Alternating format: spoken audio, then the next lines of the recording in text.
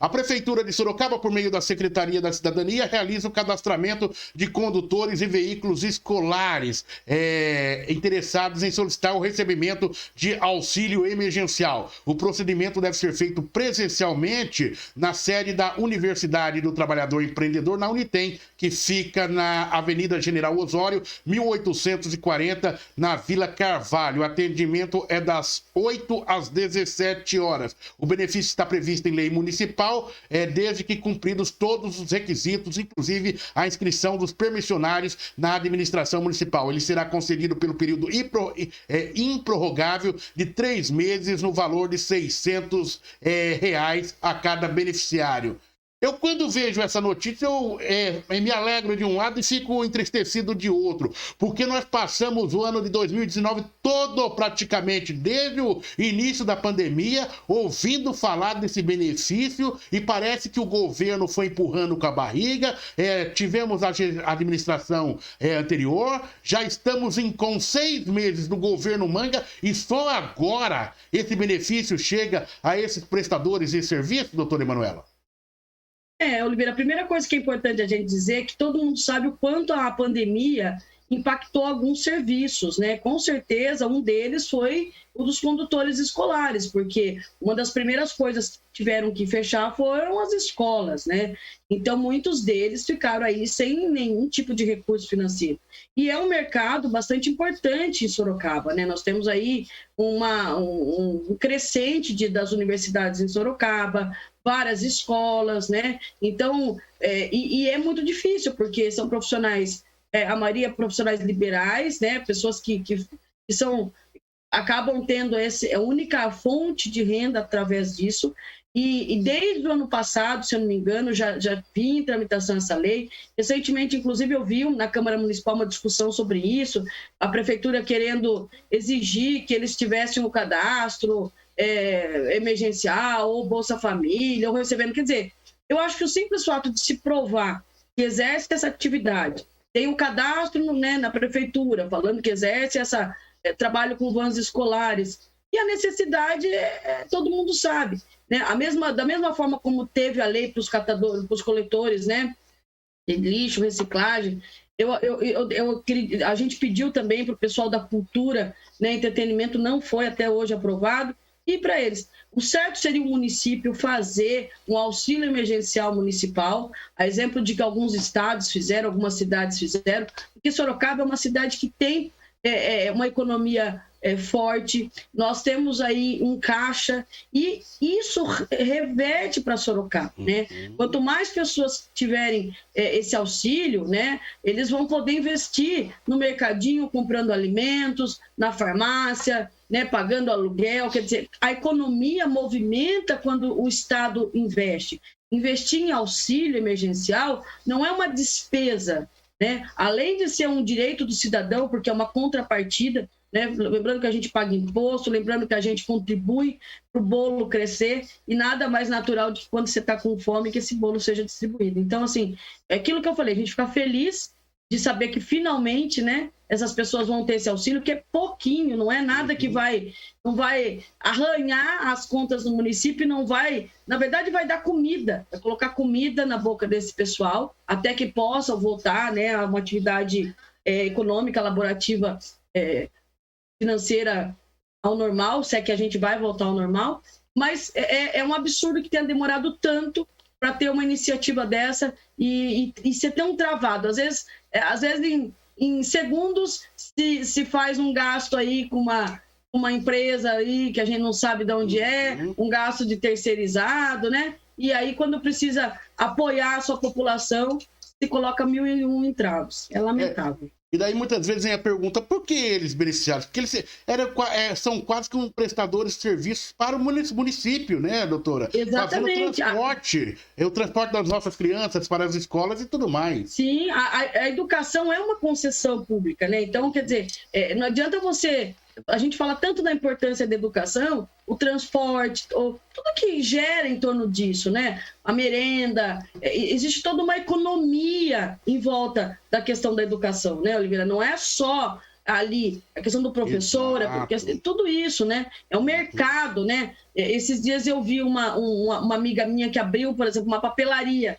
virtual. Está fechando, porque as pessoas não estão. Então, assim, infelizmente, a gente tem... O governo, falo governo, Estado, e aqui não estou fazendo uma crítica ao governo, Manga, mas em todo, sim.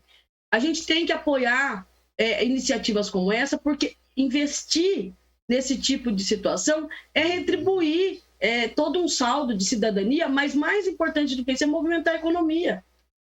Doutora Emanuela, é importante a sua colocação aqui.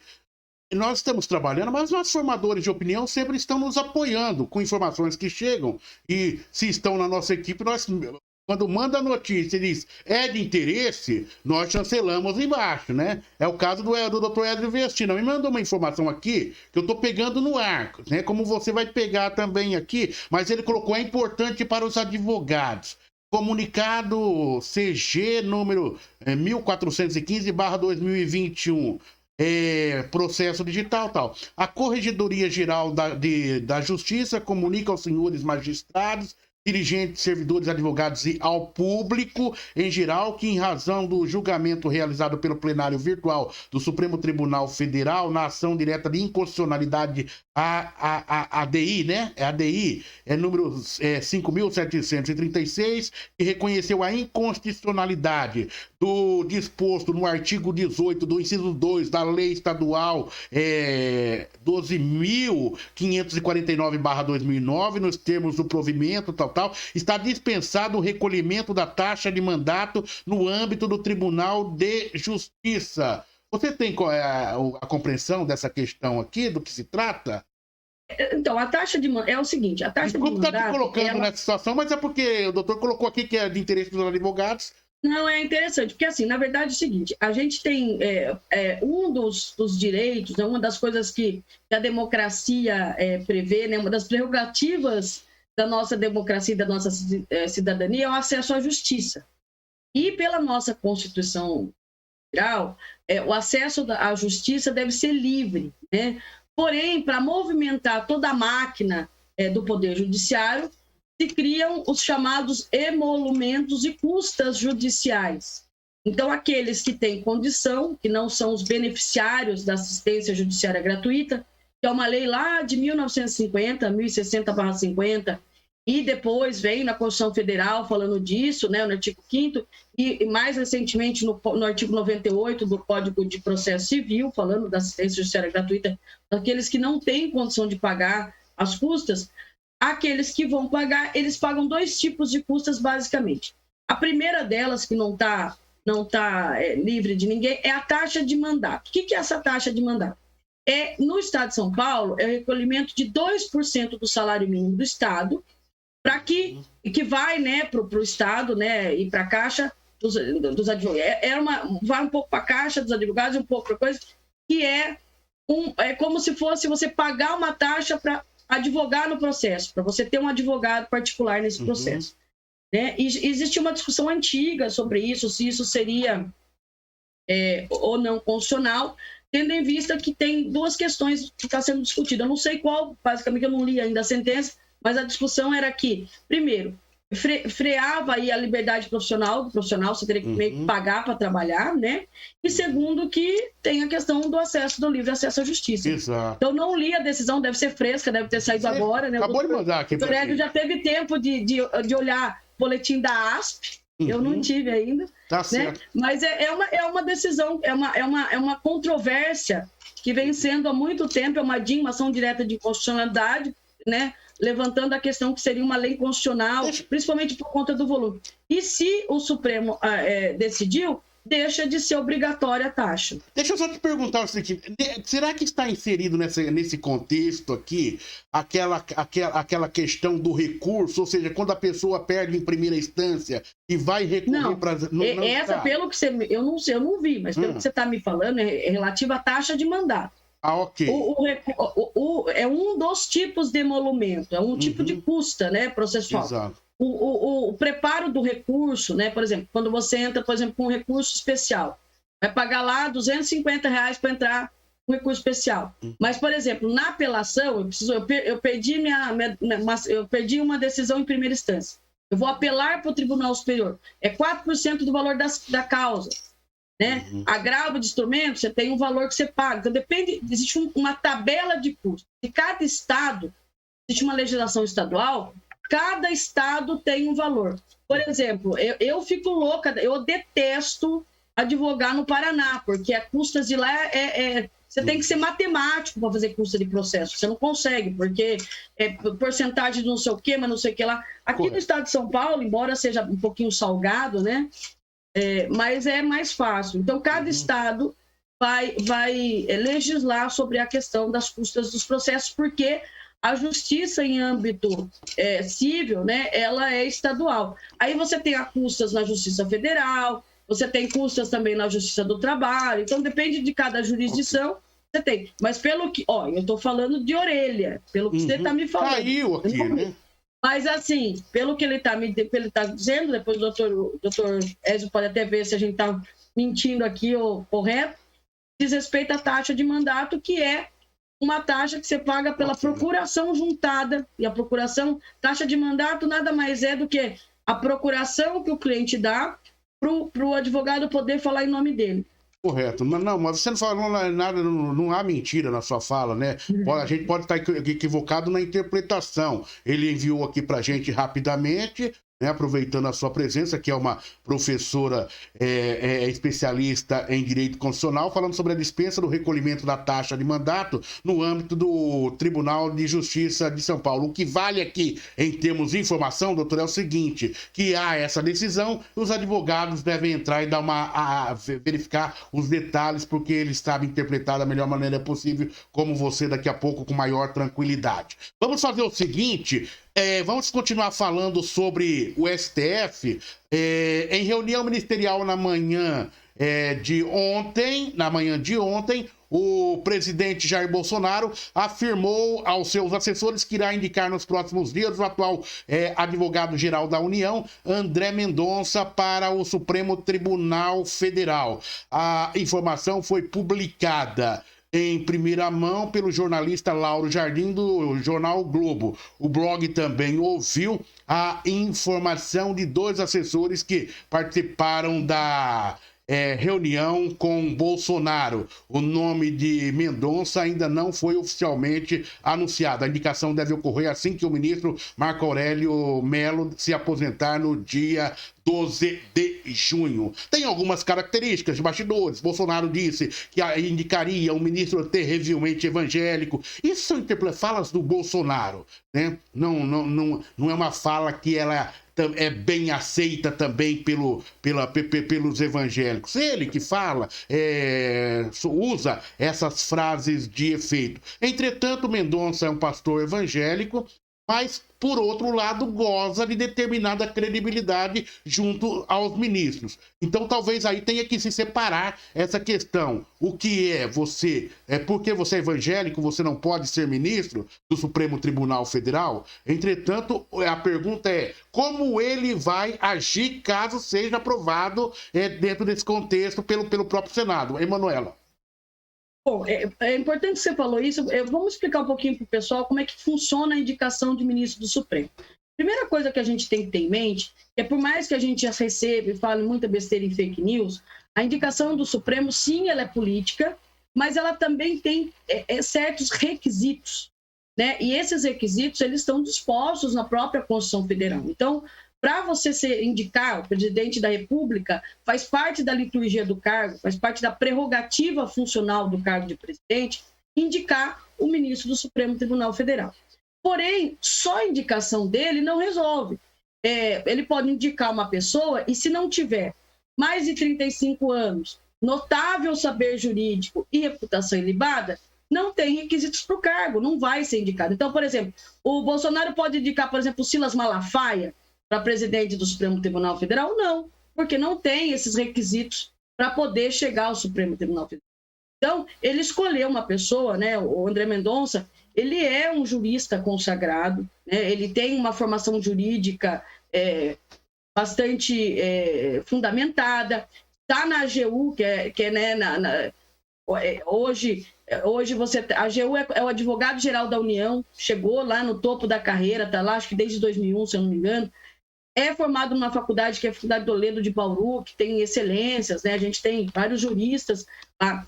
Atuou como assessor, por exemplo, do Dias Toffoli, escreveu um livro com outro ministro do Supremo, né? Que é o Alexandre... como é que chama lá? O Alexandre Moraes. Então, assim, ele goza de uma reputação jurídica. Agora, o que atrapalha? Atrapalha a fala do Bolsonaro, atrapalha a boca, né, do Bolsonaro. Porque quando ele fala, ele coloca, eu vou escolher um ministro terrivelmente evangélico, ele coloca uma pecha sobre uma pessoa que teria todos os requisitos para ser ministro do Supremo e começa a politizar o cargo. E aí começa a ter esse antagonismo, porque assim, que nem você falou, tem algum problema a pessoa ser evangélica, ou ser espírita, ou ser ateu? Não. Nós temos ministros do Supremo que são ateus, nós temos ministros do Supremo que são terrivelmente católicos, por exemplo, o Fachin foi uma pessoa que sempre esteve ligada à Igreja Católica, pastoral, inclusive da terra, sofreu muita oposição, foi o ministro mais sabatinado dos últimos anos, quase passou ali apertado, 52 votos da sabatina do Senado, por conta dessa questão. Alexandre de Moraes também foi um ministro que teve um problema, acho que foi 57 votos, porque existia uma ligação dele, política também, do governo do Estado. Então, quer dizer, o Bolsonaro, ele mesmo coloca objeção ao indicado. Se ele ficasse quietinho, indicasse pronto, ele passava a bola para o Senado, porque assim, só a indicação do Bolsonaro não resolve. Ele indica, vai para a CCJ, que é a Comissão de Constituição e Justiça, inclusive hoje quem preside é o Davi Alcolumbre, e ele já colocou uma oposição ao nome do André, né? Porque parece que ele não gostaria por conta dessas questões de terrivelmente evangélico, de estar muito ligado ao Bolsonaro e tal. E aí o Senado que vai aprovar, o Pleno do Senado. Então já começa a se ventilar que uma indicação que parece que era favas contadas, porque é muito difícil o Senado rejeitar. Na história toda do indicação para o Supremo, acho que teve 5 só vezes que o Senado recusou. E muitas delas pelo fato de não ter um notável saber jurídico. A pessoa não era médico, era general e não era jurista, né?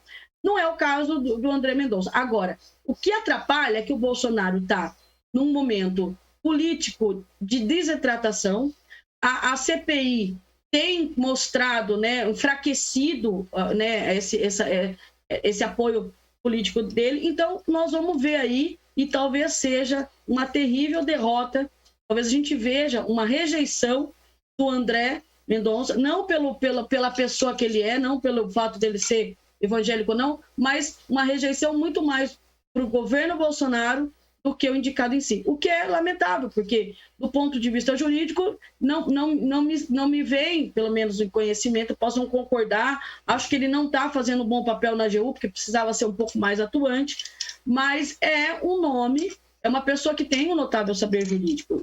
Por exemplo, eu acho que ele tem muito mais características e muito mais saber jurídico para estar no Supremo do que, por exemplo, o anterior que foi indicado pelo Bolsonaro, Exato. Que não tem quase nenhum, e do que o Moro, que nada mais era do que um simples juiz de primeira instância. Então, o André ele tem essas características. O fato dele ser pastor ou dele ser ateu, isso em nada vai influenciar, desde que ele siga uma coisa que, para a gente, Correto. É a nossa Bíblia, que é a Constituição Federal. O que dizem é o seguinte, que pode ser um balão de ensaio, que o Bolsonaro lançou o nome do André para poder atender aquele público. Quando se fala de público evangélico, entenda, Silas Malafaia, R.R. Soares, Edir Macedo, aqui eu dou nome aos bois, tá? O povo evangélico não tá nem aí para essa questão, aquele um que você vê ir pra igreja, esse povo tá nem aí. Isso aí, esses caras que são de um movimento neopentecostal, que nada tem a ver com o cristão pentecostal, com o cristão tradicional, ok? O povo de Deus mesmo, né? O povo do raio que o parta, esses caras que sumiram aí, eles fazem política com a igreja. A igreja, então, o que acontece? Só que o Bolsonaro está numa enrascada. Ele tem que indicar o André para atender esse público, esses seus articuladores ali próximos, né, que dizem representar os evangélicos, para dizer o seguinte: no momento em que queima o filme do André, ele indica o Procurador-Geral da República. A jogada, porque o Aras, que daí atenderia o Centrão. Tem e daí atenderia o senhor... É todo um jogo político, isso, né? Atenderia como que é o nome do presidente da comissão de justiça? O Alcolumbre. O Alcolumbre que é o ministro, que é o corregedor-geral, o Aras. Então não tem santo daí. Desde, o ministro Marco Aurélio que sai, indicação política, ou seja, não foi no saber jurídico, se a gente for levar em consideração, primo do ex-presidente Collor, foi o seu primo que o indicou quando era, e assim segue. Essa é a grande realidade. Se a gente pegar o Alexandre de Moraes, ele foi do MDB, doutora Emanuela, né? Do MDB. Então, mas Oliveira, eu concordo com você. Sim. Tudo é indicação política, mas assim, não, o Marco Aurélio, ele é notável. Com o diferencial que a gente fala. Era diferenciado. Ele foi muito. Claro. Ele foi um juiz, né? Do tribunal, do TST. Então, assim, uma pessoa que teve. Mesmo Alexandre de Moraes é um cara que tem livros. Tem livros, sim. Nós não estamos falando da pessoa, nós estamos falando do saber jurídico. O duro é quando você indica, por exemplo, que nem aconteceu, por exemplo, do Toffoli, que sim, só a única coisa que ele fez, trabalhou a vida inteira com o Toffoli foi uma indicação ao poder. Ou, por exemplo, você tem indicação até do... a gente já teve ministro que Deus me livre, entendeu? Agora, eu acho que em termos de conhecimento, o André é muito mais... tem muito mais saber, assim, é difícil falar tem mais, mas assim, o currículo dele é muito melhor do que do Aras. Do Aras, não tem nem dúvida. O Aras é um serviçal do presidente da República, né? Exatamente. E tem tanta gente boa nesse país, isso que incomoda, sabe? Exato. Tem tanto jurista assim, de excelência nesse país. Manuela, eu tenho mais 2 minutos com você, Manuela, e todos os assuntos importantes aqui. É o seguinte, mas o importante é que a gente vai acompanhar esse jogo, né, Manuela? Isso que é importante.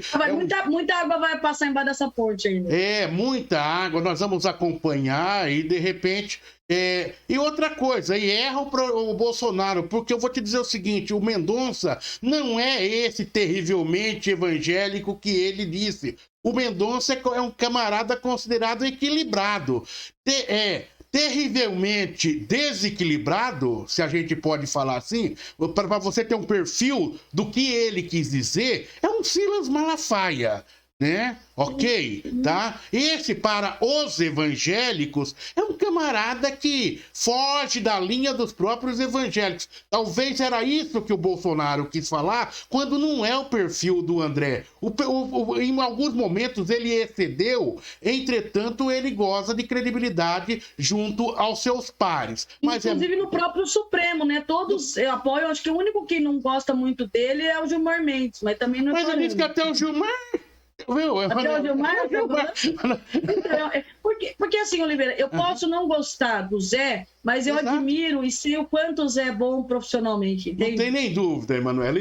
Manuela, vamos fechar aqui rapidamente. Eu queria dar um tempo maior para esse assunto, não consigo hoje, mas procurei pautar. 80 pessoas trans foram mortas entre janeiro e junho de 2021, segundo o levantamento da Associação Nacional de Trans e Travestis, ANTRA. O relatório considerou o caso Lorena Muniz, onde 6 pessoas foram indiciadas por homicídio e omissão após ela inalar fumaça em clínica de São Paulo, que sofreu um princípio de incêndio em fevereiro. 80 pessoas, portanto, foram mortas entre janeiro e junho de 2021, segundo esse levantamento. Como que você avalia esse relatório, Emanuela? Olha, esse relatório... Primeiro eu quero dizer que a ANTRA é uma associação extremamente conceituada, tem feito um trabalho de excelência. Todos os estudos que a gente faz na questão de gênero e sexualidade, a gente tem base deles. E é um estudo inédito, né? Esse relatório, ele traz a realidade que a gente já denunciava há alguns anos, mas que não tinha base nem dados fidedignos. Porque quando a gente fala em assassinato no Brasil, ou feminicídio, né, no caso da mulher trans, a gente não fazia o recorte por gênero. Então morria, mas você não tinha ali, como não faz também para a questão da raça e tal. E a gente tinha uma ONG internacional que já tinha levantado que o Brasil era o país que mais matava transexuais no mundo.